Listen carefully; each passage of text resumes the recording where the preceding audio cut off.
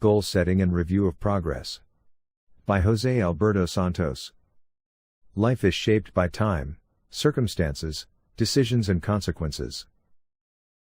Expanding the world of a person is much more than changing it, it is maintaining what works and adding resources supported by views of possibilities capable of drowning out criticism and complaint.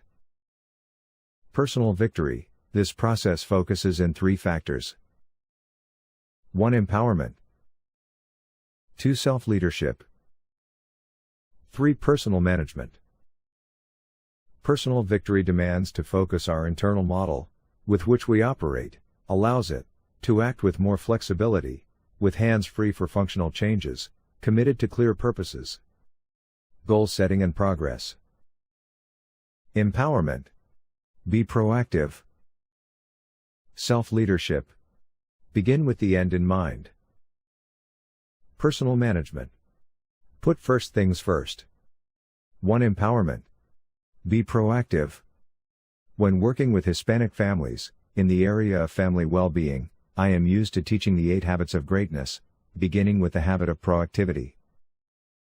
Proactivity does not mean just taking the initiative. It means that, as human beings, we are responsible for our own lives.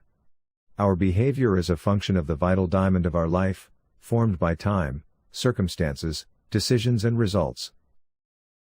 The initiative and responsibility, they are part of the formula for things to happen. Stephen Covey, in defining the word responsibility, discovers 2 elements, respond and ability to choose the answer. Highly proactive people recognize that responsibility. They do not say that their conduct is the consequence of conditions, conditioning, or circumstances.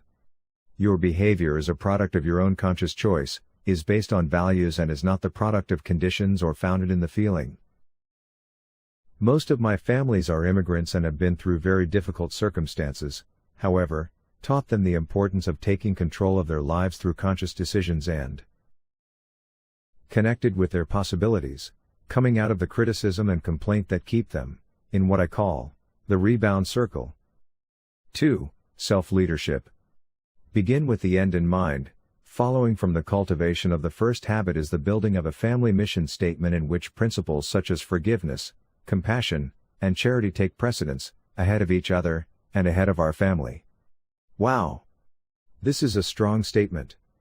Covey goes on to explain that this one principle has given a sense of appropriate priority to everything else.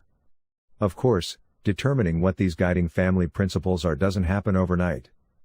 Covey explains how their family principles were drafted, reworked, and rewritten numerous times over the years with the input of all members of the family.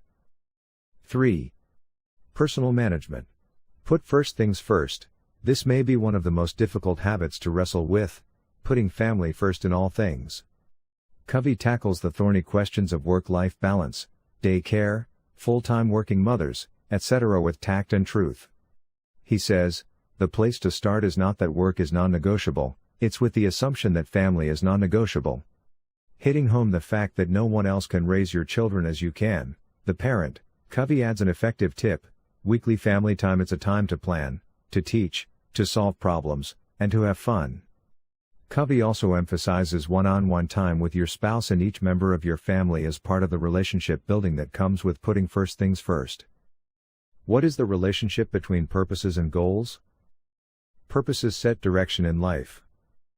The goals program the scope of the purposes. A life without purposes lacks meaning, without goals it lacks success. Goal performance. When performance is measured, performance improves. When performance is measured and reported, the rate of improvement accelerates. Thomas S. Monson. A goal is the setting of a result to be obtained, in a space of time and high level of quality. A commitment is a promise that binds us, in a space of time and fulfillment. The action is the sequence of tasks and activities that bring us closer to the expected result, with responsibility and/or impeccability.